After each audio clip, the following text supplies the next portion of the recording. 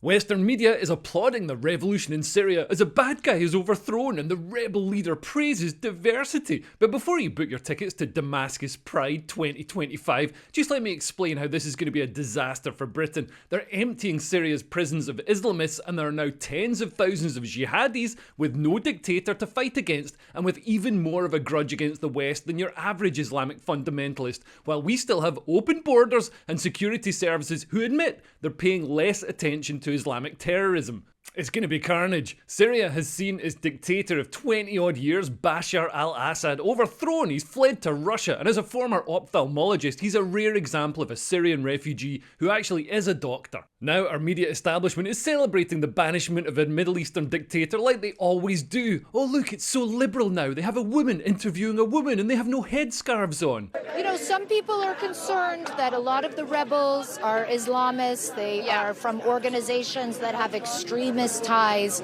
Do you worry about it? For me, after what I have witnessed yesterday and what happened inside Naya prison, this is absolutely fine.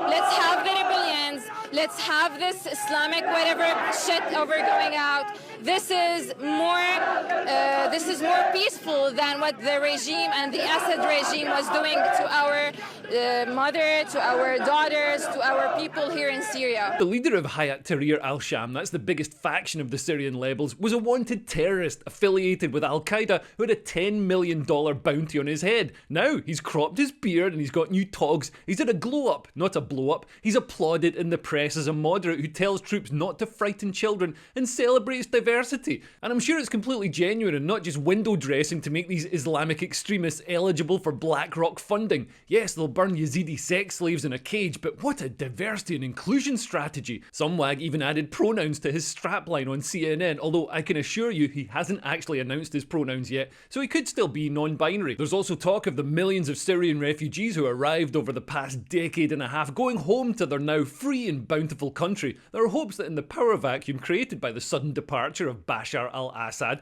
the heavily armed violent medieval tribes who each control different parts of Syria will now suddenly down weapons and embrace each other and form a functioning liberal democracy. Well, I'm sorry to be the pessimist peeing on the flame of hope, but haven't we been here before? Yay, Gaddafi's gone. Springtime for Libya. Yay, Saddam has gone. I'm sure a Western-style democracy will now spring up in Baghdad. Yay, the Shah of Iran has been deposed. Let's all go on holiday to Tehran. Don't forget to pack your bathing suit. Nope, it's going to be complete carnage. There's going to be a wave of refugees coming to Western Europe, many of whom will legitimately be fleeing persecution. I mean, does anybody really believe that the new Islamist leaders will stick to their word of respecting diversity and be nice to Syria's Christian, Alawite and Druze minority groups?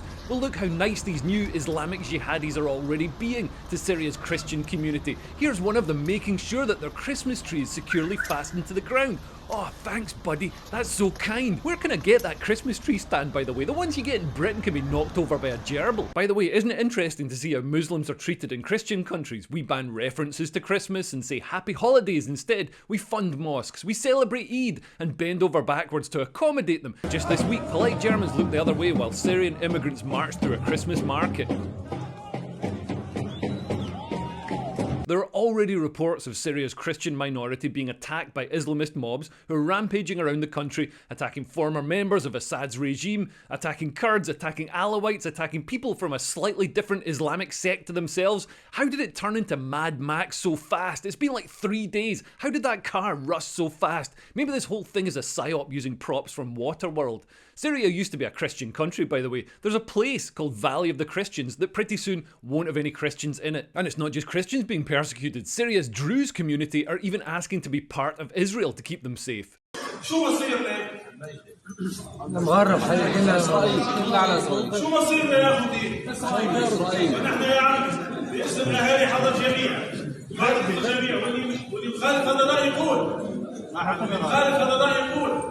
نحن يا عمي إذا خيرت هذا الشرائع فعليك باختيار الشرط الأقل وإن كان هذا شرط يعني موجود نحن نطلب ضمن للجولين ولكن أقل بكثير من الشرط اللي جاي إعلاني. الشرط الثاني اللي جاي إعلاني الشرط اللي جاي إعلاني ممكن ياخذ نسواننا يا عمي ممكن So obviously there's going to be a lot of people who are fleeing this persecution, but mixed in with the legitimate refugees could be jihadis. For the last decade, Syria has been a magnet for Islamist fighters from around the world who went to fight against Assad and establish an Islamic state. With the fight for Syria over suddenly, they'll be looking for the next battle, and they're better armed, they're better funded, and they're better trained than the jihadis who attacked Europe a decade ago. And Britain has a weak asylum system that anyone can cheat. There are thousands of hardcore Islamists being released from Syrian prisons with a grudge, and our counter-terror services openly admit they're taking their focus off Islamic terrorism to deal with Russia and China, and of course the mythical far right, who seem to consist of a handful of autistic teenage boys who never commit any terror atrocities but still have to have lots of resources focused on them lest MI5 get accused of Islamophobia. Hayat Tahrir al-Sham, whose leader is getting such a glowing write-up in the Western press, is already linked to fatal terror attacks in Europe, such as the beheading of the French school teacher Samuel Paty, whose killer was praised by a jihadi in Syria.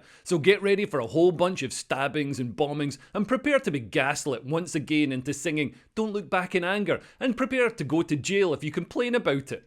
Anyway, looking at Syrian refugees who fled Bashar Al Assad, will they go home now that he's gone? Syria could do with a bunch of engineers and doctors now that its bridges have been blown up and there are lots of people requiring medical attention. Our immigration minister Angela Eagle said that if people wish to return to Syria from the UK, she'd certainly like to facilitate that. In fairness, a bunch are already returning. Here's footage of refugees leaving Turkey to head back into Syria. However, will the refugees who made it all the way to the British Isles want to go back? Some seem unwilling to leave their cushy lives in Western Europe. What's going on here? What's this all about?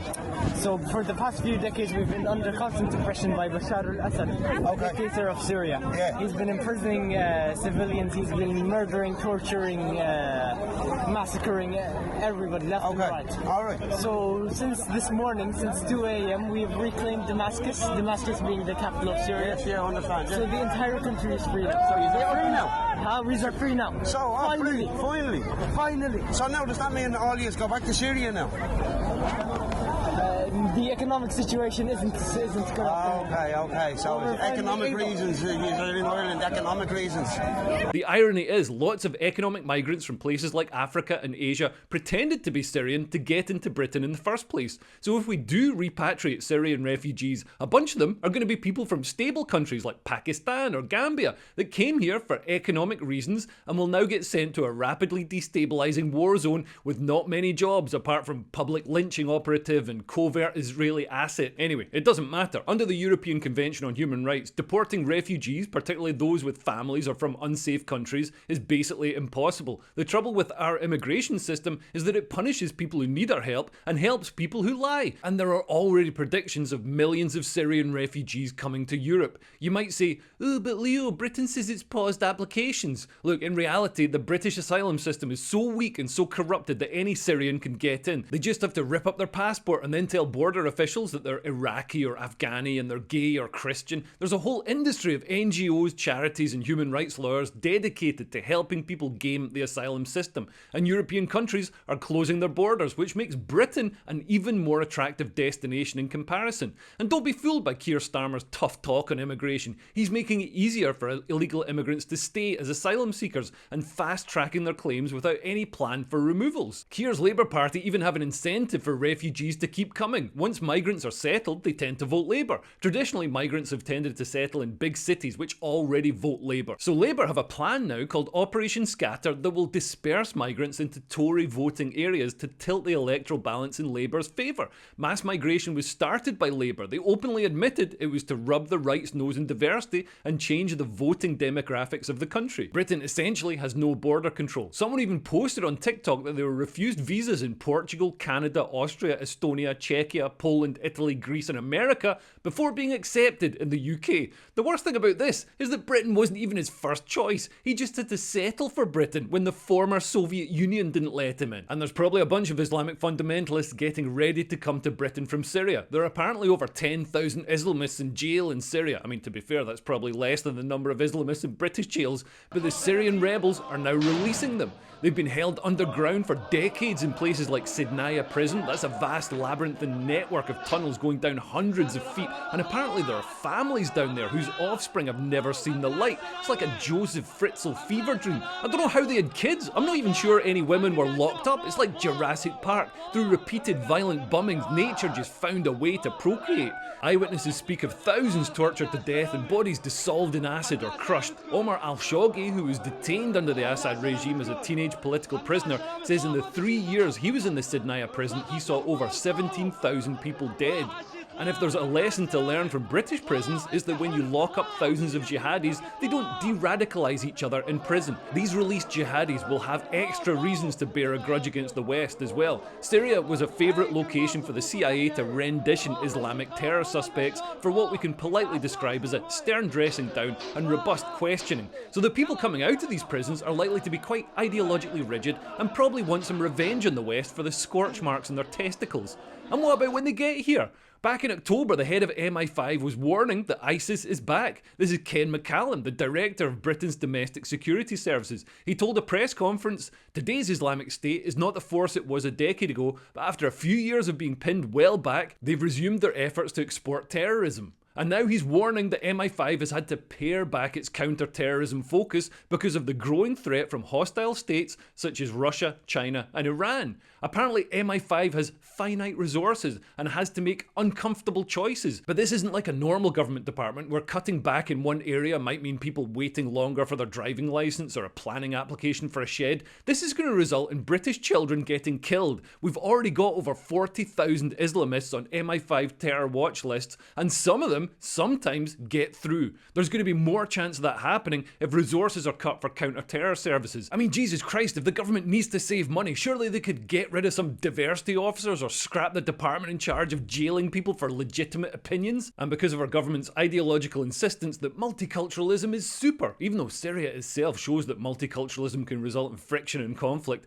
and our government's overarching imperative to not appear racist, they'll have to apportion at least half of MI5's resources to the imaginary scourge of the far right. So look forward to them arresting a lot of autistic 14-year-old white boys and spending a lot of money publishing ridiculous studies about how Lord of the Rings is far right, instead of spending that money and those resources actually stopping terror attacks. And there are already lots of Syrians here. Different Syrian factions have been fighting it out in Manchester. I mean, thank God we have open borders and a generous asylum system so people are able to enrich Britain by having these fights in Manchester instead of having them in Damascus. And the push for people to leave Syria is going to get worse, not better. What's left of Syria's economy is going to get eviscerated in the turmoil. And everyone, Israel, Turkey, Russia and America, is now bombing Syria to protect their interests or to destroy the military kit they left behind. To make sure the violent Islamists taking over don't have much capability to attack it, Israel has totally wiped out the Syrian Navy and Air Force and is bombing chemical weapons factories, which sounds like a good idea, but unfortunately it's releasing the chemical weapons, so there's a lot of people sneezing in Damascus right now.